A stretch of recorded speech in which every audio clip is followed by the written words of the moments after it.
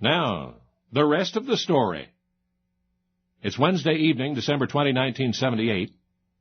You're standing in the street outside Methodist Hospital in Houston, Texas, when you see two solidly built men walking toward the hospital's entrance. Both are dressed casually, unobtrusively, and one of them is carrying a baseball bat. The men are paying an unannounced visit to a patient in the hospital, a man they've never met and who's never met them, and the patient's name is Dan Pastorini. Yes, you know that name. Dan was quarterback for the Houston Oilers back then. And he was in the hospital recovering from the beating the Pittsburgh Steelers had just given him, cracked ribs mainly, but a lot of punishment. And now here come two burly strangers with a baseball bat. How have they found him?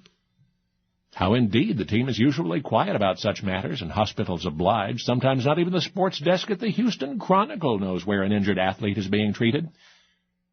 Anyway, those two fellows know Dan's there. They even know the floor and the room number. And now they're in the elevator riding up to the 5th floor.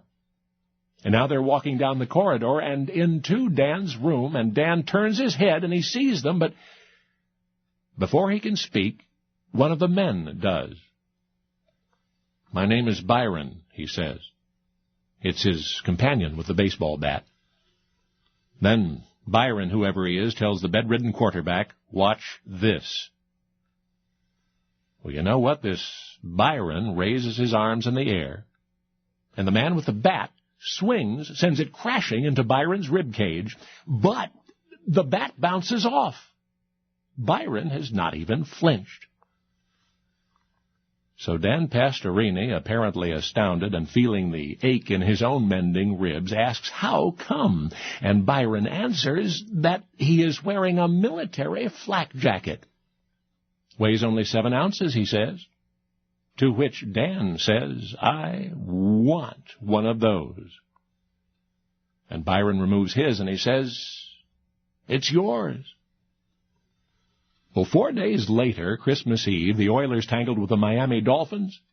Both quarterbacks were playing with cracked ribs. Bob Greasy could not connect with his passes, but Houston quarterback Dan Pastorini could and did. 20 of 29 for 306 yards.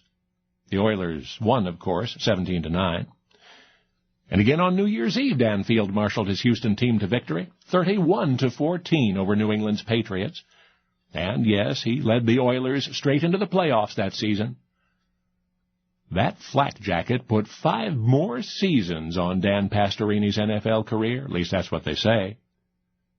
Because that December night in Houston's Methodist Hospital, he vowed never again to play without that miraculous lightweight body armor.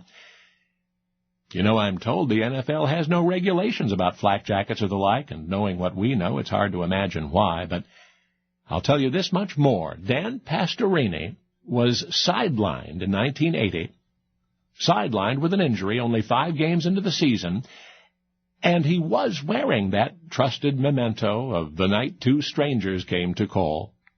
He was wearing his flak jacket, but his season was still over. Broken leg? Only now you know the rest of the story.